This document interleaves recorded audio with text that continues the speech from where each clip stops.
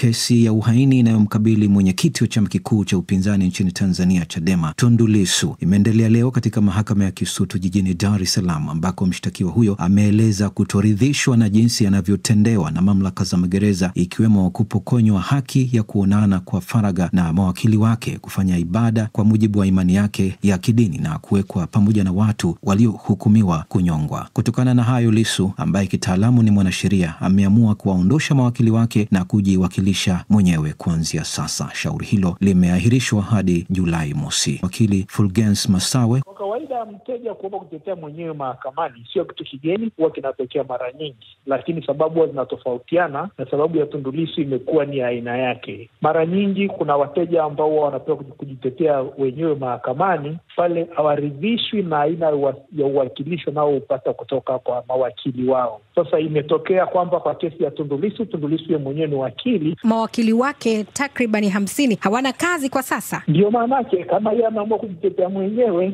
watakuwa hawana kazi mpaka atakapobadilisha msimamo wake, kwa sababu yeye ameeleza kabisa ana imani na mawakili wake. Ni mawakili wenye uwezo, ni mawakili ambao wamefanya nao kazi. Kama wakili uweze kumwakilisha mteja wako vizuri, lazima upate muda wa kukaa naye na kuongea naye na mbadilishana nyaraka pale inapobidi. Sasa ukimsikiliza Tundu Lissu hoja alizozitoa toka ahamishwe kutoka gereza la Cheko ambalo alikuwa anaonana na mawakili wake na kupelekwa kwenye gereza la Ukonga ambapo anasema anawekwa na watu wenye adhabu za kifo, imekuwa ni vigumu yeye kukaa na mawakili wake.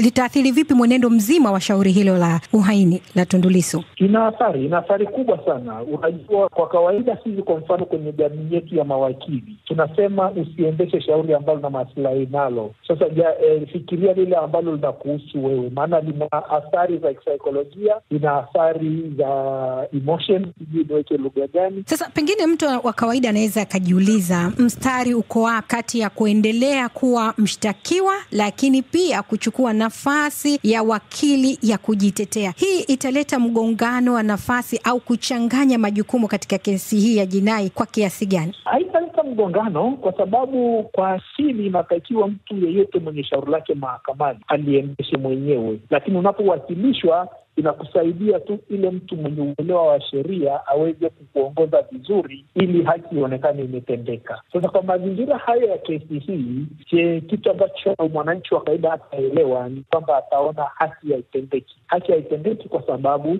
mshtakiwa hajapata nafasi ya kukaa na mawakili. Kwa kawaida unapomwakilisha mteja wako mahakamani, huwa kuna vitu ambavyo mnakubaliana toka mwanzoni ili mwisho wa siku mjue mnachotaka kukipata ni nini. Lissu pia ameonekana kumkosoa jaji kwa kutosema lolote kuhusu malalamiko yake gerezani, akidai kuwa jaji huyo alisema haingilii masuala ya gerezani. Je, ni kweli kwamba jaji hana mamlaka kabisa ya kuingilia mambo yanayotokea nje ya mahakama, lakini yanayohusu mshtakiwa aliyesimama mbele ya kizimba chake? Nadhani hili ni lenye ukakasi. Sasa kama alikuwa anaweza kutoa maelekezo aliyotoa mahakamani, kwa nini asitoe maelekezo hayo mengine? Kwa ujumla, wakili Masawe, kesi hii inaonekana kugusa zaidi tuhuma za jinai pekee, wakati kuna masuala ya haki za binadamu, mazingira ya magereza na mamlaka ya mahakama. Unadhani inatoa nafasi gani kwa wananchi kuelewa uhusiano uliopo kati ya haki ya mshtakiwa na taratibu za mahakama? Bali na kesi ya jinai iliyopo, kuna ukiukwaji mkubwa wa haki za binadamu ambao unaonekana wazi. Mojawapo ndio hiyo kutoorana na ndugu zake, kukaa kwa uhuru na watu wengine.